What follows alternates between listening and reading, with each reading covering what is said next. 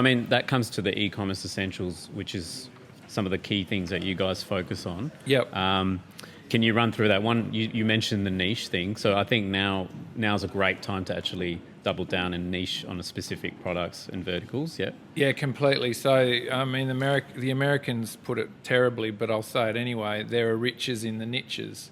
Of course, we don't say niche, we say niche. But Yeah. the saying is there for a reason. That when you're online, having a very, very particular niche and focus for what you're offering makes it easier for people to remember you, whether it's a particular, really specific beauty product or something for kids or toys, or you're specialising in a certain gardening product.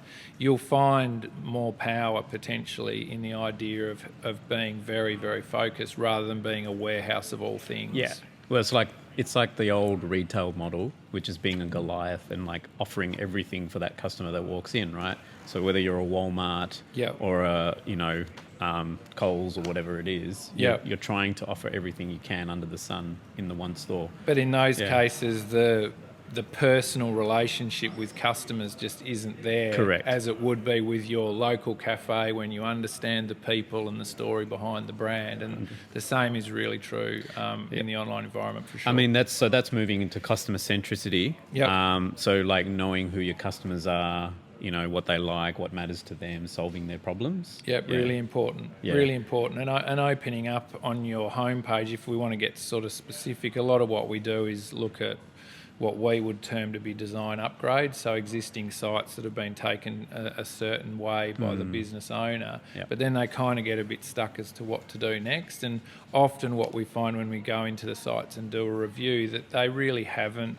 considered their customers properly. They don't have imagery and language on their homepage that's designed to engage with the people that are their customers. So a lot of work can be done around that that's not particularly technical. It's more around the branding. Yeah. And by branding, I don't just mean logo design. I mean what you're showing them in visuals, how well integrated the whole site is in terms of your typography, your colour, your language, the way you speak to that person. Because if your site can kind of speak directly to the individual or make them feel like that's what's happening, then the engagement's going to be much more intense and you've got a much greater chance of pulling them further into your site, and that's the key objective. I mean, at the end of the day, you want to reduce the friction with the customer.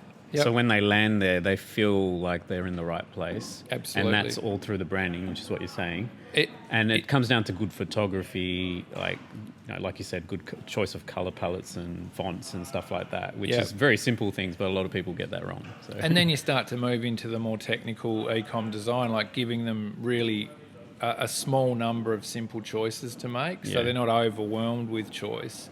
You base the site design on what most of your customers are going to want to explore, whether that's a specific product or your top 2 most popular categories. So once you've introduced yourself to the customer, give them a very clear opportunity to click that button and make that choice that you as a business owner knows is the most likely one they're going to want to go with. That's right. And then after that, you keep feeding them more story about your brand and presenting products in different ways. So there's definitely sort of a tactical structure and hierarchy to the way we design out Shopify content.